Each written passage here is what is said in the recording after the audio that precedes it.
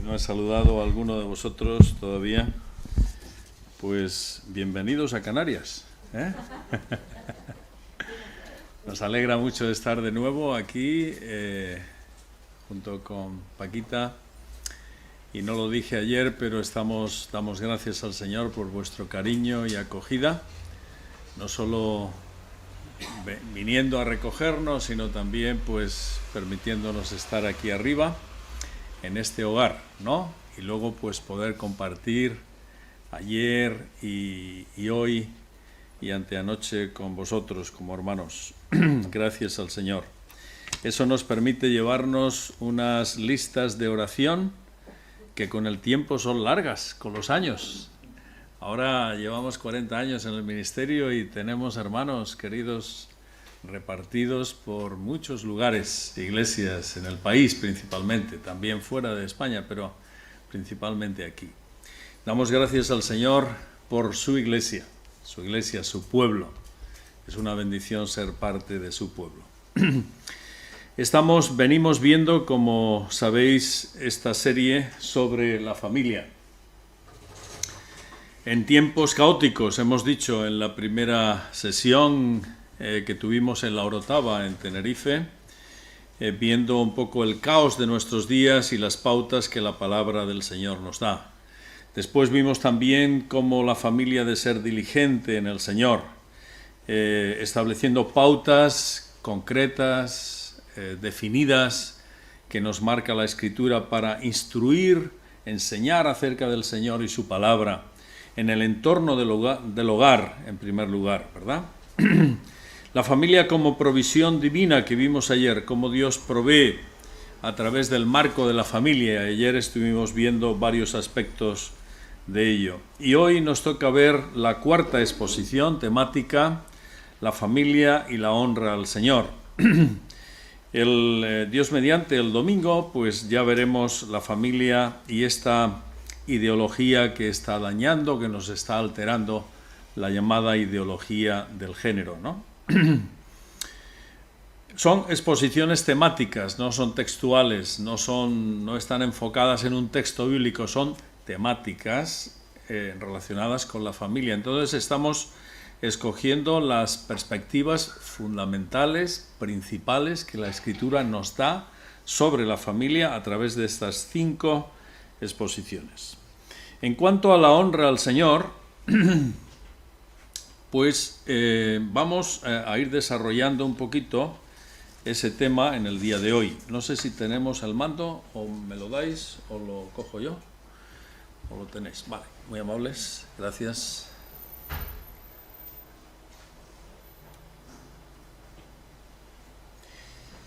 La familia y la honra al Señor. Veremos en primer lugar esta tarde qué es la honra, para entendernos bien en cuanto a este tema. ¿Cómo hemos de honrar al Señor en nuestro entorno, un entorno beligerante del que venimos hablando? ¿Cómo nos toca honrar al Señor antes que a nuestros hijos, ya que estamos hablando del entorno de la familia? Y también respecto a los hijos, ¿cómo hemos de honrar al Señor antes que a nuestras propias ambiciones? Ya que en la época joven, pues lo que se destaca es, digamos, el anhelo, ¿no?, de los hijos por desarrollarse en la vida y tener sus propias expectativas, ¿no? ¿Qué es la honra? La honra es vivir consecuentemente. Ayer estuvimos hablando, cuando estuvimos tocando el tema relacionado con la provisión divina, que es la familia, pues estuvimos hablando de que tenemos un ministerio de la palabra en casa, en el hogar. Con nuestros hijos, en la pareja, etcétera. Ahí tenemos un entorno para dar la palabra. Pero no hemos de olvidar, queridos, nunca hemos de olvidarlo, que el dar la palabra, el aprender la palabra, el conocer la palabra, el saber del Señor, eso significa que hemos de ser consecuentes. Consecuentes. Es decir, que nuestras vidas tienen luego que llevar a cabo aquello que aprendemos de parte del Señor. Si no, pues mejor bajar la persiana, ¿no?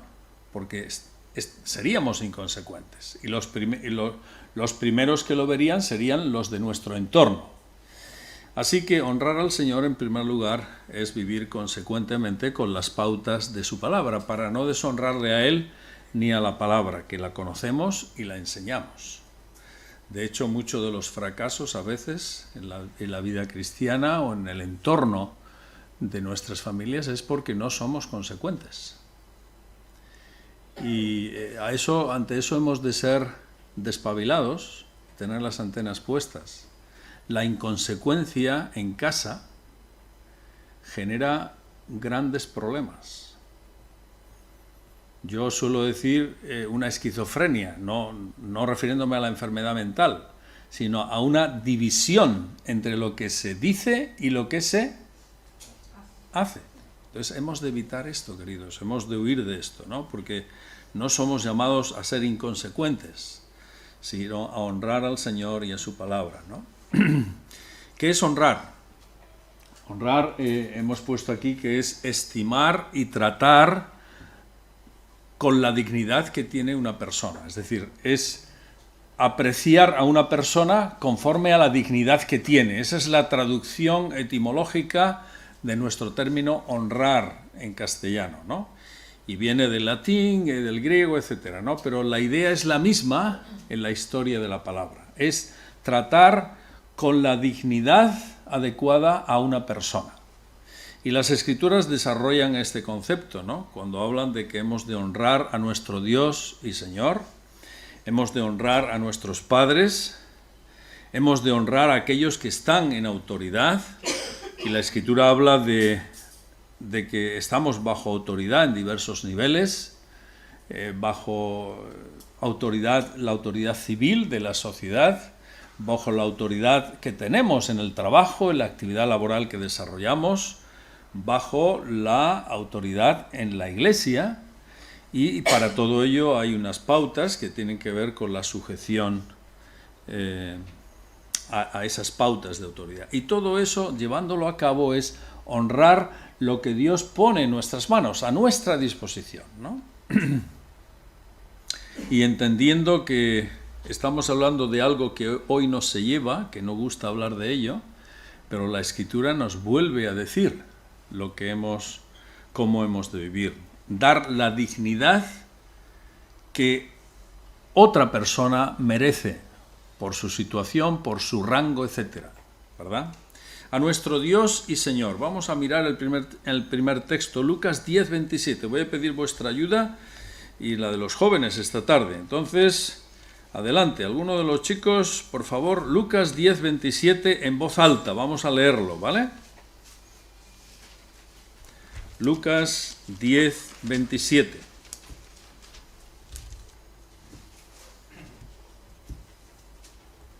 Aquel respondiendo dijo: amarás al Señor tu Dios con todo tu corazón y con toda tu alma y con toda tu fuerza y con toda tu mente, y a tu prójimo como a ti mismo. Exactamente, le preguntaron al Señor, incluso un maestro de la ley le pregunta al Señor, pues, ¿qué haré?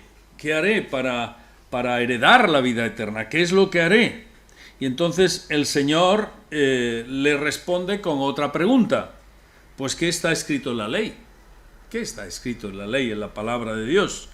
Y él lo sabía de memoria, porque se conocía los mandamientos de la ley, ¿no? Y entonces responde con esta respuesta: amarás al Señor integralmente, es lo que quiere decir. Tu corazón, tu alma, tus fuerzas, tu mente. Está hablando de la persona en toda la amplitud de sus capacidades. No solo amarás al Señor el domingo, no solo amarás al Señor para lo que te interesa, no solo amarás al Señor alguna vez, algún día, cuando te acuerdes, con tus sentimientos, cuando estés en una situación difícil, no. Amarás al Señor con todas tus capacidades en todo momento. El mandamiento de honrar a Dios está descrito a lo largo de la Escritura. Importante para tenerlo en cuenta. La honra, en primer lugar, es al Señor, a nuestro Dios, ¿no? En segundo lugar, la Escritura habla del enfoque de la familia. estamos tratando en estos días. El enfoque hacia los padres, ¿no? Efesios capítulo 6, versos 1 a 3, un texto muy bonito y que también, digamos, es una extensión de lo que ya en Antiguo Testamento se nos decía, ¿no? Por favor, otro de los jóvenes que pueda leer Efesios 6, del 1 al 3. Hijos, obedeced en el Señor a vuestro Padre, porque esto es justo. Honra a tu padre y a tu madre, en el primer mandamiento con promesa, para que te vaya bien y seas de larga vida sobre la tierra. Muy bien. Moltes gracias. Muy amable. En las exhortaciones que el apóstol Pablo está dando ahí a los hermanos en Éfeso, pues recuerda la importancia para los hijos e hijas, es un término plural y genérico, pues de obedecer a sus padres. Y añade un calificativo, ¿no? Dice, porque esto es justo. ¿Justo en qué sentido? Y es interesante reflexionar un poquito en esto. Es justo porque a través de ellos no solo has venido a un hogar y a una familia, sino que Dios ha permitido que vengas a través de ellos. Y nuestros padres, aunque no han sido perfectos, no son perfectos ni serán perfectos, pero han sido las personas que Dios ha usado para ser el canal y darnos el hogar en el que hemos estado. Incluso padres que se han portado mal, pero cuando los hijos se han sujetado, he conocido casos, y seguro que vosotros también, cuando los hijos se han sujetado a los padres, han conocido al Señor, eso ha sido un testimonio precioso para los padres, y algunos se han arrepentido y se han dado cuenta de lo que habían hecho mal, digamos, ¿no? A través del testimonio de los hijos. O sea que honrar a Dios en estas cosas trae bendición también, a pesar de que nuestros padres no hayan hecho lo adecuado o no hayan sido lo perfectos que hubiéramos querido, ¿no? Esto es justo delante de Dios. Y además hay aquí un añadido en este mandamiento, verso 2, donde se dice que este mandamiento tiene una promesa. Hay una promesa de prosperidad. Cuando los hijos honran al Señor, a los padres, el Señor les prospera. Y no estoy hablando solo de una prosperidad económica, como suponéis, sino de una prosperidad integral. Al honrar a los padres, estamos honrando a Dios. Y esto delante de Dios es precioso. Y nunca los hijos hemos de olvidar estas cosas, sino de hacerlo en la medida en la que nos toca hacerlo, ¿verdad? Así que la Escritura tiene estas pautas para nosotros. Aquellos que están también en autoridad, somos llamados a honrar. Y hay tres áreas aquí en las que podemos pensar, ¿no? La sociedad civil, el trabajo, la iglesia, por ejemplo, ¿no? Vamos a mirar los textos. Romanos 13:1, por favor. Adrián, ¿te animas? Sométase toda persona a las autoridades superiores, porque no hay autoridad sino de parte de Dios, y las que hay por Dios han sido establecidas. Exactamente. El apóstol escribe a Roma, a los hermanos en Roma, en unos momentos difíciles. No era fácil el imperio romano y todo el sistema de gobierno imperial que tenían, y había cosas justas y muchas injustas. Había más injusticias que hoy en día, pero muchísimas más. Y aún así el apóstol recomienda y enseña a los hermanos que nos sometamos ¿a quiénes? A las autoridades civiles, ¿no? En este sentido, ¿no? A las autoridades superiores, porque han sido puestas por el Señor. Él las ha permitido en este sentido. A pesar de que quizá no sean perfectas, a pesar de que como personas puede que no nos gusten. Hoy oímos mucho sobre la política y demás, nos gustan unos y otros no, pero evidentemente el Señor permite que ejerzan la autoridad. Entonces no es tanto la persona, sino la autoridad que se les otorga, ¿no? Y hemos de orar también por ellos, ¿verdad? Sujetarnos a las autoridades. Efesios 6, del 5 al 9. ¿Quién puede leer, por favor, esos 4 versículos? Esos 5 versículos. Efesios 6, 5 al 9. Siervos, obedeced a vuestros amos terrenales con temor y temblor, con sencillez de vuestro corazón como a Cristo, no sirviendo al ojo como los que quieren agradar a los hombres, sino como siervos de Cristo de corazón, haciendo la voluntad de Dios, sirviendo de buena voluntad como al Señor y no a los hombres, sabiendo que el bien que cada uno hiciere, ese recibirá del Señor, sea siervo o sea libre. Y vosotros, amos, haced con ellos lo mismo, dejando las amenazas, sabiendo que el Señor de ellos y vuestro está en los cielos, y que para Él no hay acepción de personas. Muy bien, muchas gracias. No te veo la cara. Ahí estás. Samuel, ¿no? Muy bien. Gracias. Aquí hay dos apelaciones a los niveles laborales que había en aquel tiempo, que han cambiado con el paso del tiempo, evidentemente, pero se habla de los principios en el trabajo, ¿no?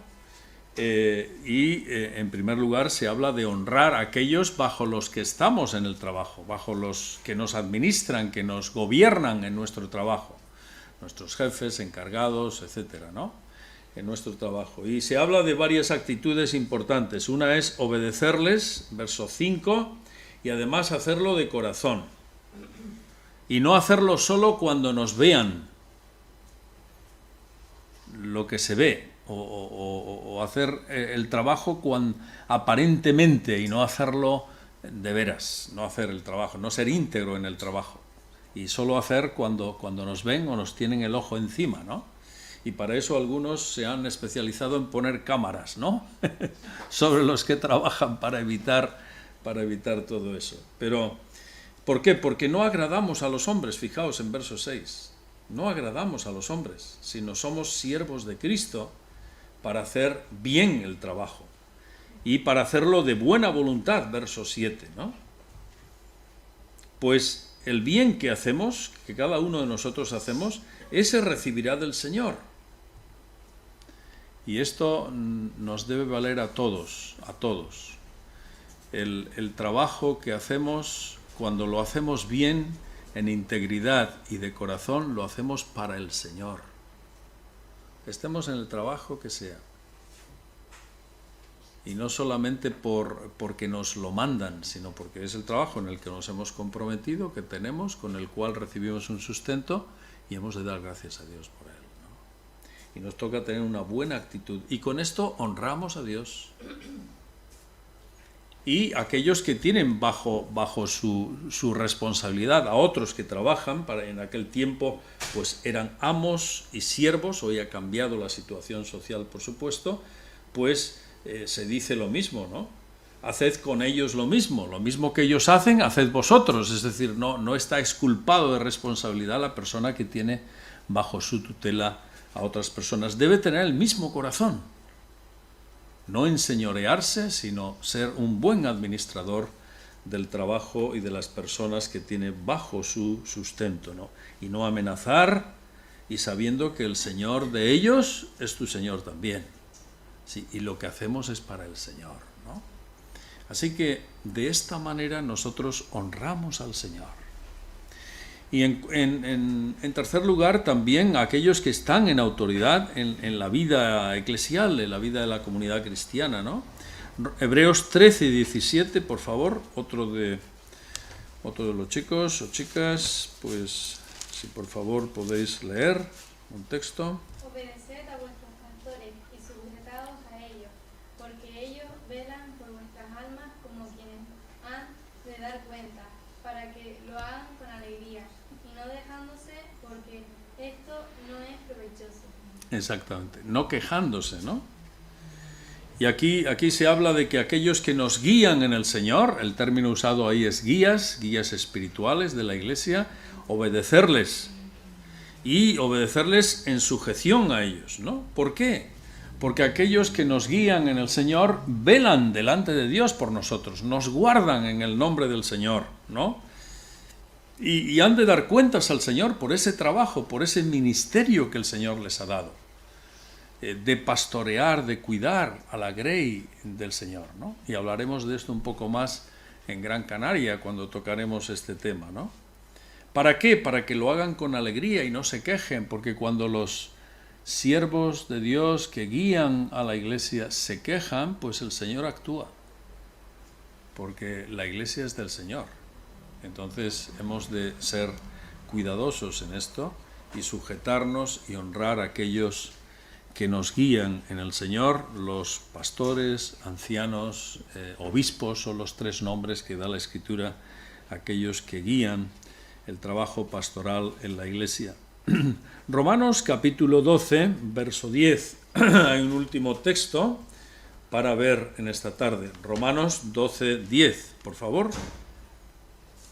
Amaos unos a los otros con amor fraternal, en cuanto a honra prefiriendo los unos a los otros. Y aquí hay un mandato general, ¿no? La idea de que intentemos honrarnos unos a otros. Es decir, lo hemos visto por secciones, pero también hay una exhortación a que unos a otros nos tratemos, como dijimos al principio, ¿no? Nos tratemos con dignidad.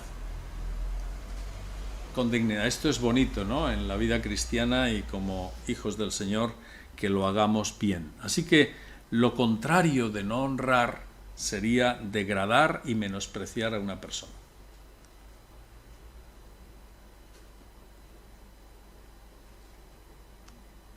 Esto no se lleva en el día de hoy. Estamos hablando contracorriente.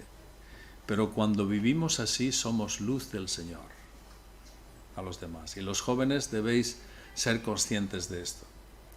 Cuando nos sujetamos y honramos a aquellos que están en autoridad sobre nosotros y honramos y vivimos como al Señor le agrada, somos la luz de Cristo. No solo cuando hablamos, sino cuando vivimos honrando a aquellos que están sobre nosotros. Hemos de honrar al Señor también en nuestro entorno beligerante, en primer lugar, como primer apartado de esta tarde, ¿no? Importante. Y cuidado porque digo aquí que la familia es como un espejo. Siempre la familia refleja tanto la vida de nuestro entorno como la forma de vivir en nuestro hogar. La familia es un espejo doble en ese sentido. En la familia se ve reflejado el entorno social en el que vivimos y también la propia vida del hogar. Así que la familia en ese sentido es transparente. Y somos llamados a honrar al Señor en nuestro propio entorno que es beligerante, ¿no? Y hemos de ser conscientes de esto. ¿Se ve bien la letra o es pequeña? ¿Se ve bien desde atrás? Igual la he puesto muy pequeña. ¿Se ve? No. Muy pequeña. Bueno, perdonad porque es un fallo mío. Ahora mismo me doy cuenta. Lo que digo aquí es que nos envuelve en nuestros días un fundamentalismo secular llamado progresista. Estamos viviendo como sociedad una intolerancia muy grande. Yo dije el otro día en Tenerife que no recordaba haber vivido tiempos de tanta intolerancia moral y ética, aún habiendo nacido en los años del siglo pasado, ¿no? Y esa intolerancia pues lleva a que discrepemos en algunas cosas.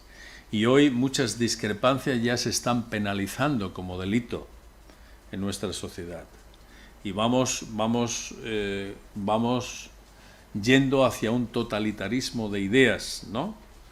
Una dictadura laica, dicen algunos, ¿no? Un despotismo, dicen otros, una tiranía de las ideas. Es decir, estamos envueltos en un laicismo que es beligerante. Y de esto hemos de ser conscientes los creyentes, ¿no? Ahora, cuando hablamos de estas cosas, de este envoltorio en el que estamos y en el que vivimos, y los jóvenes estudiantes pues habréis oído estos conceptos, ¿no? De despotismo, de tiranía de ideas, etcétera, ¿no? Totalitarismo ideológico. ¿Qué es eso? Y aquí lo he explicado un poquito más abajo. Los que queréis quizá quedaros con los apuntes, pues aquí está a disposición la presentación, esta presentación que la podéis copiar y llevar para verla mejor. ¿Qué es el fundamentalismo? Cuando se dice fundamentalismo secular, es la imposición en nuestros días de verdades que se consideran incuestionables. Se consideran incuestionables. Es decir, es el imponer a la sociedad algunas verdades, entre comillas, que se consideran incuestionables, que no lo son, pero que se consideran. ¿Qué es el laicismo uniformizante y coaccionante? ¿Qué es? ¿Qué es eso? Ese es el intento de los gobiernos por dar una neutralidad pública a un país, pero darla con una uniformidad en sus expresiones. Hay que pensar igual, hay que hacer esto todos igual, etcétera, etcétera. Ya hemos tenido demasiados ejemplos de esa uniformidad y coacción en los años pasados en Europa, por ejemplo, ¿no? Con los sistemas dictatoriales distintos que hemos tenido y que hemos sufrido, ¿no? ¿Qué es tiranía de las ideas o totalitarismo ideológico? ¿Qué es? Según nuestro diccionario, es cuando el Estado impone una ideología social y política. Se impone. Entonces, estamos, queridos, en medio de este entorno, estamos en medio de esta beligerancia, de esta lucha, ¿no? Y nos toca honrar al Señor en medio de esta situación. Ahora diréis, bien, todo esto, entonces, ¿qué hacemos, no? ¿Qué hacemos? ¿Se ve mejor este? ¿Se ve mejor? Vale. Necesitamos reaccionar. Reaccionar como estando vigilantes, velando por nuestra libertad para expresar y vivir en cristiano. Decíamos ayer que hemos de evitar imponer la verdad. Este ha sido un error del cristianismo por años y a veces por épocas enteras. No somos llamados a imponer la verdad, a exigir la verdad, a exigir que la gente crea, que la gente viva de una manera. No, porque eso no es el Evangelio. Ese fue un error de los siglos pasados y se ha pagado muy caro, por cierto. Antes que reaccionarios nos toca mirar al Señor Jesús. ¿Cómo era Él? ¿Cómo era Él? Y Él era compasivo. Y tener compasión es ponerte donde está la otra persona. Unir la pasión tuya con la de la otra persona. Identificarte con. Cristo lo era en este sentido. Vamos a mirar, por favor, Mateo capítulo 9, verso 36 al 38. Mateo capítulo 9, verso 36 al 38.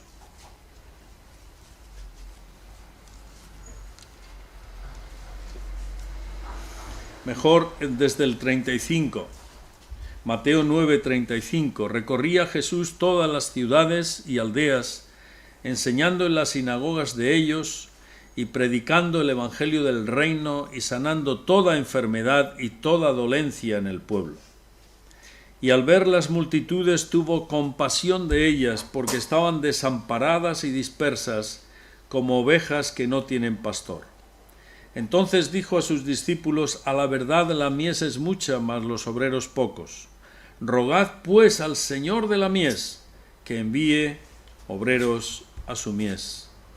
Vemos en la persona y en el ministerio de nuestro Señor Jesús que Él, cuando hacía esa labor evangelística y de visita de las aldeas y ciudades, Él enseñaba la palabra, dice verso 35, predicaba el Evangelio del Reino y sanaba toda enfermedad y dolencia. Tenía compasión de las personas. Se ponía en el lugar de ellos y entonces no era indiferente a sus necesidades. Y cuando ve a las personas, verso 36, dice que tuvo compasión de ellas. Se sintió como ellas. Esa es la persona compasiva, es esta, ¿no? Es la persona que llega a entender y a tener el sentir, o por lo menos a entender el sentir de los demás. ¿Por qué? Porque estaban desamparadas y dispersas como ovejas que no tienen pastor. Y esa es la idea de nuestro mundo y de nuestros días. Las personas, ¿por qué viven así? Estamos hablando de la debacle y de la tormenta y del vendaval que hay en nuestro mundo. ¿Pero por qué? Porque están desamparadas. No tienen quien les ampare. No tienen esperanza. No tienen ilusión por la vida. No tienen unas expectativas adecuadas, correctas. Y muchos viven en la angustia, en la desesperación, y muchas de las enfermedades que tenemos en el día de hoy, ya sean psicosomáticas o no, pero son resultado del malestar interno de muchas personas. Porque les falta la expectativa básica, que es la ilusión, la esperanza, la confianza, la tranquilidad que da el Espíritu Santo a una persona cuando viene a Cristo. ¿Por qué muchos van a las adicciones, como decíamos ayer? ¿Y por qué a la sensualidad? ¿Y por qué se convierten en obsesos de los distintos tipos de adicciones, sean cuales sean? ¿Por qué? Porque falta paz, falta sosiego, falta tranquilidad, falta verdad, hay doblez. El hombre está así, es una oveja dispersa, desamparada. Y el corazón del evangelista solo puede pensar en alcanzar a estas personas. Condenarlos, ya están condenados. Ya lo sabemos. Pero lo que a nosotros nos toca es echarles el salvavidas del Evangelio. La compasión. Queridos, la compasión del evangelista es pensar en aquel que no conoce a Dios y que vive. Y los jóvenes que estáis aquí tenéis compañeros que viven, piensan, hablan. Y a veces lo mejor es orar por ellos y pedir al Señor que nos dé compasión por ellos y que nos dé la oportunidad para compartirles, porque condenados ya están. ¿No? ¿No están condenados? Sí, el que no conoce al Señor o el que no quiere hacerlo. Así que no nos toca ser reaccionarios. Porque para reaccionarios ya están los políticos, que están peleándose todos los días, u otras personas. Nos toca ser compasivos.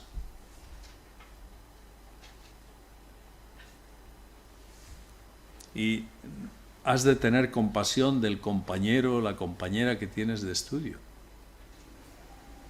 de esa persona que tienes como compañero de trabajo, de ese que tienes como vecino. Y hemos de pedir al Señor que nos dé compasión.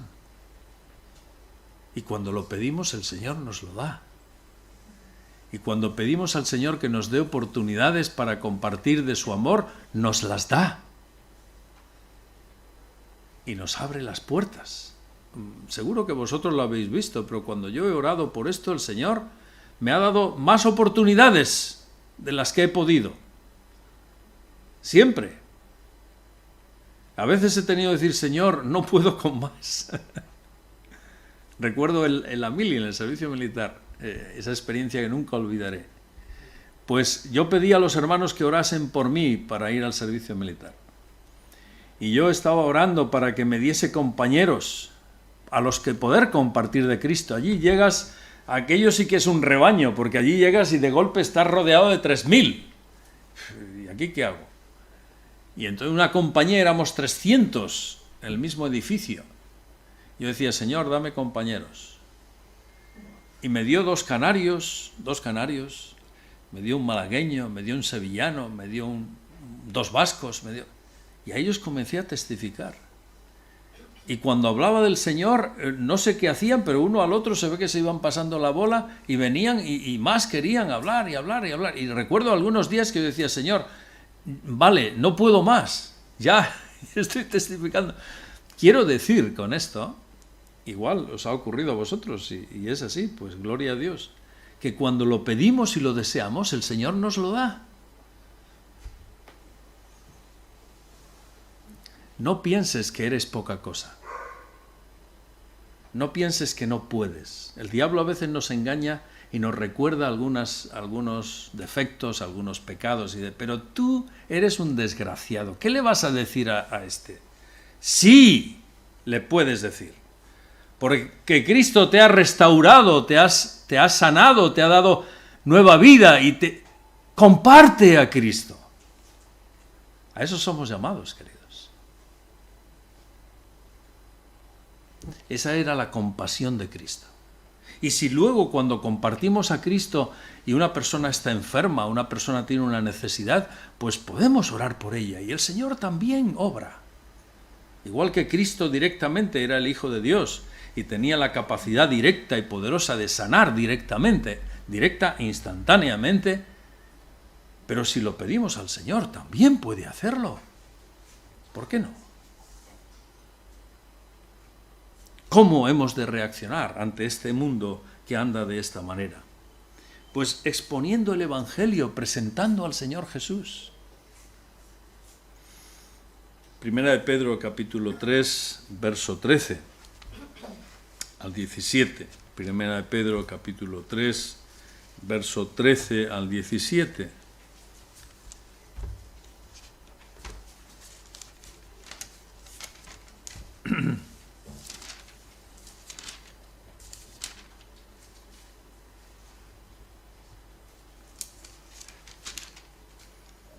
¿Y quién es aquel que os podrá hacer daño si vosotros seguís el bien? Mas también si alguna cosa padecéis por causa de la justicia, bienaventurados sois.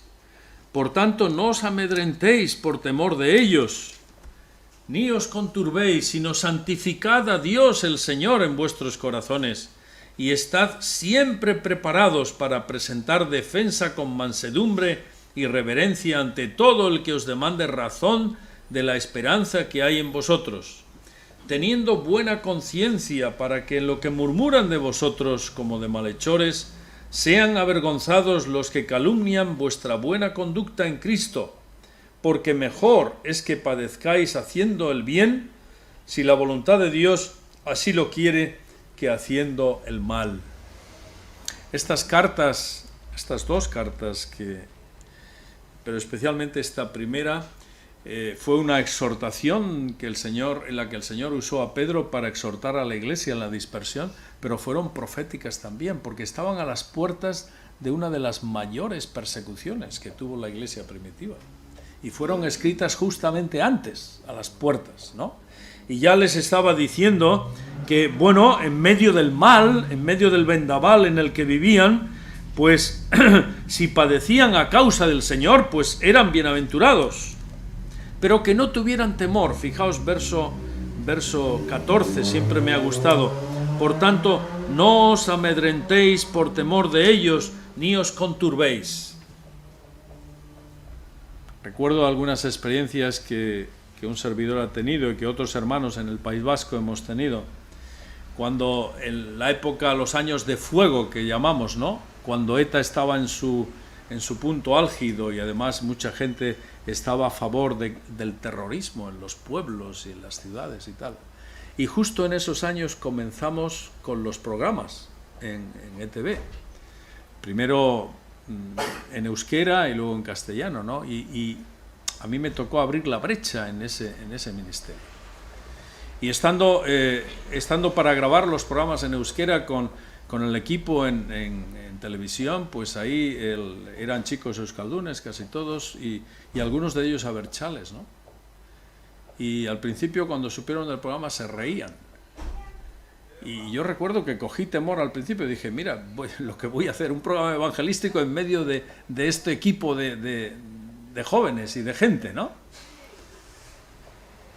Y oré al Señor para no estar amedrentado, sino hablar lo que había que hablar y explicar el Evangelio de una forma clara a las personas. ¿Y sabéis que fue una bendición el hacer esto? Porque muchos de ellos, así como me pasó en la mili, ¿no? Muchos de ellos nunca habían escuchado el Evangelio de una forma tan sencilla y no ritualista. Y fue una hermosura poder hablar con ellos, preguntaban, charlaban, ¿eh? Luego algunos, creían o no, pero de los más abertzales que había, parece mentira, pero eran los que a veces tenían más sed para escuchar el Evangelio. Inflamados por la violencia, la sed de violencia, pero necesitados de escuchar una palabra amena. Y recuerdo que hicimos una serie sobre la paz y la violencia e invitamos, lo grabamos ahí en el Monte Igueldo, en San Sebastián, un sitio muy bonito, y estaba por allí en aquellos días Pablo Martínez y le invitamos y le hice varias entrevistas, y cuando pasamos esos programas sobre violencia o paz, explicando qué es la paz del Señor contra la violencia, aquello fue una hermosura. Las personas que aparentemente desechaban o hubieran desechado más el Evangelio, las que más abiertas estaban. Es cuando más llamadas tuvimos en los programas.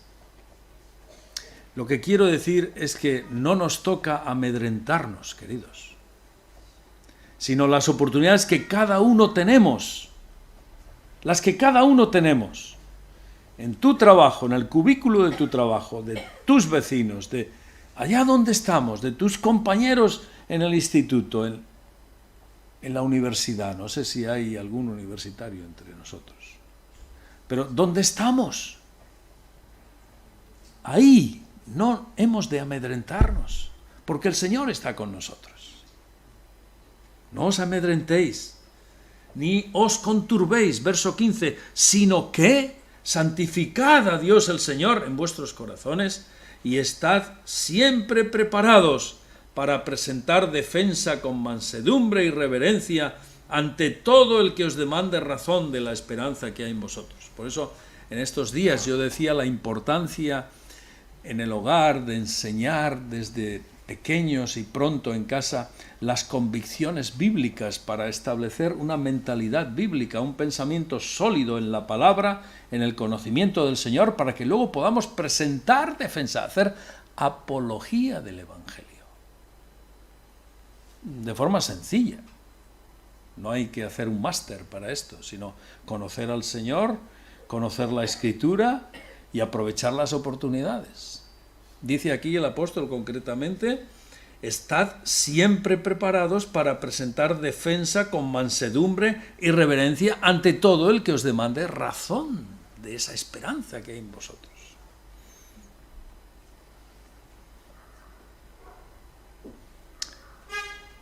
Nos toca, queridos, con la ayuda del Señor, nos toca estar disponibles para el Señor. Porque el mundo va como va, pero no tiene esperanza. Y la esperanza está en Cristo. Y los que hablan de Cristo no son los ángeles, somos nosotros. Y si nosotros no hablamos, ¿quién hablará? Pero no son las piedras las llamadas a hablar, sino sus hijos, nosotros, el pueblo de Dios, ¿verdad? Así que nos toca reaccionar, mostrándonos compasivos y presentando a Cristo. Presentando a Cristo. Teniendo en cuenta que el frente que tenemos, este frente triple del que hemos hablado en estos días, está ahí presente, ¿verdad? Pero no hemos de escondernos. No hemos de escondernos. Hace unos años recuerdo que con unos chicos estábamos en un campamento con jóvenes ahí en Coruña, y entonces venían jóvenes de toda Galicia, estábamos ahí en el verano con ellos enseñando, pues igual que hacéis aquí en las islas, ¿no? Cuando este verano habéis hecho los jóvenes el campamento, y cada año que lo hacéis. Pues, y recuerdo que estábamos en una de las iglesias, en Ares, si no recuerdo mal, en Coruña, entonces había unos chicos que habían comenzado en la universidad. Y ese día había un hermano ahí que estaba trabajando como evangelista en la universidad. Y entonces le dije a los jóvenes, venid, que os quiero presentar. Y no querían venir. Os quiero presentar a este hermano. Y entonces les hablé acerca de la oportunidad que tenían en la Universidad de Santiago, estaban en la Universidad de Santiago.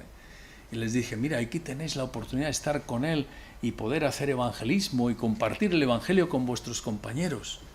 Y uno de ellos me dijo, no, ¿por qué? Me da miedo. Nunca lo he hecho, ¿no? Y es normal que dé miedo. A mí me ha dado miedo muchas veces. Pero hemos de pedir al Señor que nos dé fortaleza. Y cuando la pedimos, Él nos la da. Pero no solo al estudiante, sino a cualquiera de nosotros, en cualquier entorno. Porque a veces te da no sé qué compartir el Evangelio en el entorno del trabajo, por ejemplo, ¿no? Donde ves mucha acidez y tal.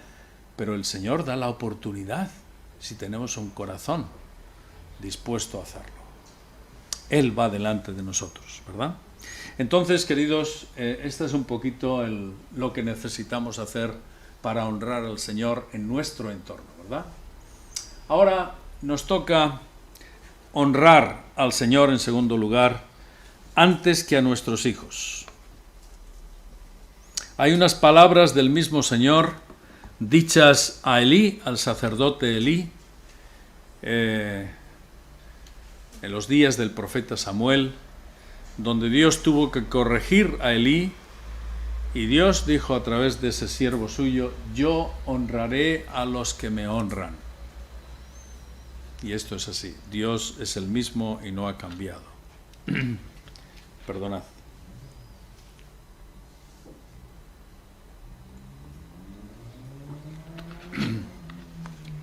Estamos en Fuerteventura, no en Bilbao. Hace calorcito. A lo largo de la Escritura vemos dos características. Una es que en los padres, la gran tentación es honrar a los hijos antes que a Dios.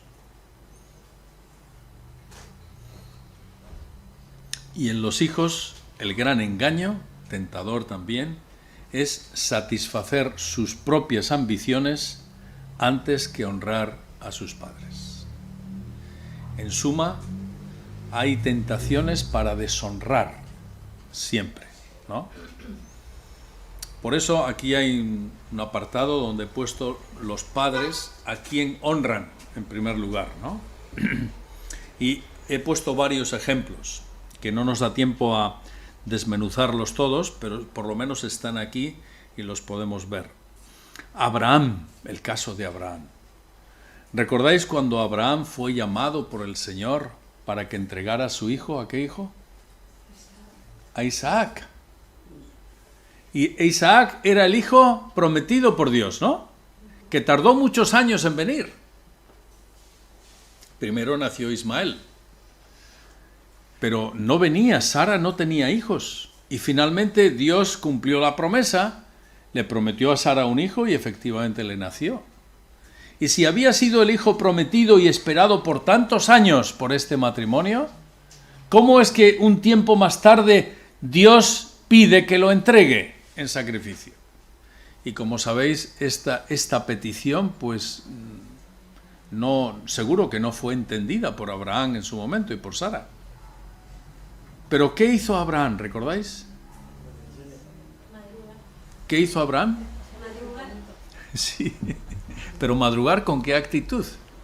¿Con qué actitud? De obediencia. Y sabéis que esto Abraham, en medio de los errores que los tuvo, algunos dice la Escritura y tendría más, pero se distingue Abraham por ser un hombre que honra a Dios. Porque en aquella prueba tan difícil puso a Dios delante. ¿De quién? De su hijo. Esta es una de las pruebas más grandes para los padres, queridos. Y al conocer la situación en las vidas cristianas y servir en la pastoral por muchos años, me doy cuenta que hacemos aguas los padres muchas veces poniendo a los hijos en un altar y quitando al Señor. Hemos de evitar eso. Y la Escritura nos da algunos ejemplos. Elí, el sacerdote Elí, en los días de Samuel, del profeta Samuel, un siervo de Dios, era el representante del sacerdocio en Israel, era un hombre que había sido fiel al Señor, pero sus hijos eran un desastre. Y dice la Escritura que Elí exhortó a sus hijos. Aquí tenemos el texto que lo podemos mirar, 1 Samuel capítulo 2. Elí exhorta a sus hijos, pero ¿qué hace? ¿Qué es lo que no hace? No los corrige. Les dice: hijos míos, estoy escuchando que vosotros hacéis esto y aquello y lo otro, y lo que hacían era aberrante. Transgredían la ley, los mandamientos de la ley, quitaban de los sacrificios, forzaban a los hermanos, a los israelitas que venían a sus sacrificios, y quitaban, robaban. Y eran sacerdotes. Y además eran inmorales en el santuario con mujeres. Y otras cosas más que quizá no dice el texto bíblico. Y Elí no les corrigió, les llamó la atención, les habló, pero no los frenó. Y tenía la autoridad para hacerlo. Quizá era mayor, quizá veía que ellos ya eran adultos y mayores, podría haber pensado lo que algunos padres: bueno, ya son mayores mis hijos, ya saben lo que hacer. Pero Elí tenía la autoridad para haberlo hecho y no lo hizo. Y entonces el Señor corrige fuertemente a la casa de Elí. La corrige fuertemente hasta el punto de deshacerla, porque no estaban honrando a Dios. Has honrado antes a tus hijos que a mí, dice el Señor. Es muy triste. Otro ejemplo que vemos en la Escritura es cómo David deshonra a Dios. David, el cantor de Israel, David, el pastorcillo elegido por el Señor, un hombre con unas cualidades, sabemos, preciosas, que venció a Goliat. Y no le venció con armadura, lo venció con aquella honda y las piedras, ¿no? Porque ese Goliat iba en contra del Señor de Israel. Un hombre fascinante, pero es un hombre que se deja llevar por los sentidos y en un momento de relax, de éxito, cuando ya habían conquistado mucho, pues entonces coge una mujer que no era suya y además mata a su marido, a Urías, segundo libro de Samuel, capítulo 11. Y después recoge lo que siembra. Y un siervo de Dios, el profeta Natán, tiene que hablarle, exhortarle, llamar su atención por el hecho de que no había hecho lo adecuado. Poner a los hijos, poner a los demás antes que al Señor. No olvidéis esto. Los que somos padres o abuelos o un día seréis padres y madres, hay una tentación de endiosar al hijo, de ponerlo en un altar y no ver que ese lugar es para el Señor. El hijo ha de estar sujeto y sometido y no en primer lugar. A quien honran los padres. Y el hecho de orar por los hijos, digo aquí al final, el hecho de orar por los hijos nunca debe ser una excusa como sustituto de hacer lo que nos corresponde hacer.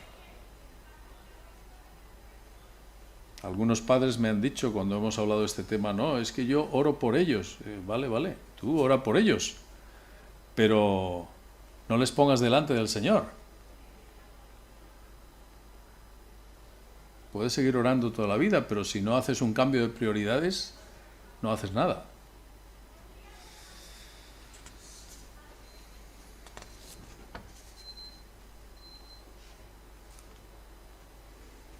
Hijos, ¿a quiénes honran? Hemos dicho que una de los errores también de los hijos, un engaño, es que son llevados a satisfacer sus ambiciones antes que honrar a sus padres. Una de las características preciosas de José, Génesis 45, ¿recordáis? Cuando él fue exaltado al gobierno de Egipto, el deseo que él tenía en su corazón, porque él conocía las promesas de Dios dadas a Abraham, a Isaac y a Jacob. Él era consciente de esto, José. Y el anhelo que él tenía cuando vio a sus hermanos que vinieron a buscar comida a Egipto, era traer ¿a quién? A su padre. Y esto nos lo muestra el texto bíblico de una forma preciosa. Génesis 45, versos 9 al 13. La honra a su padre salvó a la familia que iba a constituir el futuro Israel. Y honró la obra de Dios para sus descendientes.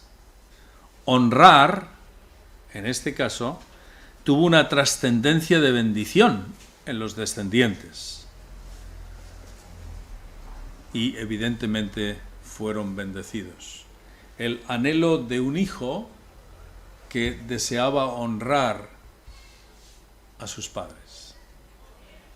Y ahí con su padre, evidentemente, pues iba toda la familia en aquel tiempo, ¿no? Así que ¿a quiénes honran los hijos? Y Dios bendice cuando se tiene en cuenta este mandato, ¿no? En cambio, vemos otros ejemplos tristes. Por ejemplo, el ejemplo de Amnón. Cómo Amnón agrede a su hermana Tamar y David no hace nada. Recordáis que Amnón era uno de los hijos del rey David. Se enamora de su hermana, que era hermanastra en este caso, hermana de Absalón, y entonces, una vez que se entera David, no hace nada, no corrige esa situación. Segundo libro de Samuel, capítulo 13. Otro ejemplo de deshonra es el de Absalón, cuando Absalón asesina a su hermano Amnón, como venganza por lo que había hecho con Tamar, su hermana. Y David no hace nada. No hace nada efectivo. Si se enfadó, si tal, lo corrigió, lo mandó echar fuera, etcétera, pero no hizo nada efectivo. Y luego lo que hace Absalón más tarde es que atenta contra su padre, el rey, queriéndolo echar del reinado, del trono, y deshonrándole ante todo Israel. Y menos mal que los generales, los militares que tenía David, actuaron, porque si no David es desalojado permanentemente del reinado. Segundo libro de Samuel, capítulo 18. Así que descubrimos en esta historia que la conducta de David fue de tropiezo para Amnón y fue responsable de haber consentido la rebeldía de Absalón. Eso lo tenemos en el segundo libro de Samuel, capítulo 18. Y siento que no nos da tiempo a mirar todos estos textos, ¿no? Tristemente, hablando de los hijos, hablando de los padres, David honró más a sus hijos que a Dios. Y entonces, al igual que ocurrió con Elí, con el sacerdote Elí, Dios desbarató su familia. Y estos son ejemplos que tenemos en la Escritura para que quede para nosotros, ¿verdad? Vamos a mirar un momento, por favor, antes de repasar el primer libro de Samuel,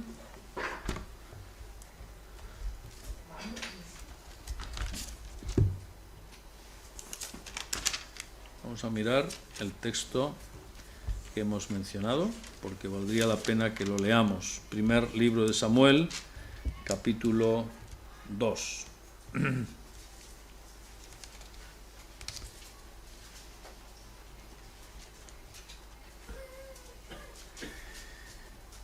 Primer libro de Samuel, capítulo 2, verso 22. Pero Elí era muy viejo y oía de todo lo que sus hijos hacían con todo Israel, y cómo dormían con las mujeres que velaban a la puerta del tabernáculo de reunión. Y les dijo: ¿por qué hacéis cosas semejantes? Porque yo oigo de todo este pueblo vuestros malos procederes. No, hijos míos, porque no es buena fama la que yo oigo, pues hacéis pecar al pueblo del Señor. Si pecare el hombre contra el hombre, los jueces le juzgarán, mas si alguno pecare contra el Señor, ¿quién rogará por él? Pero ellos no oyeron la voz de su padre, porque el Señor había resuelto hacerlos morir. Verso 27.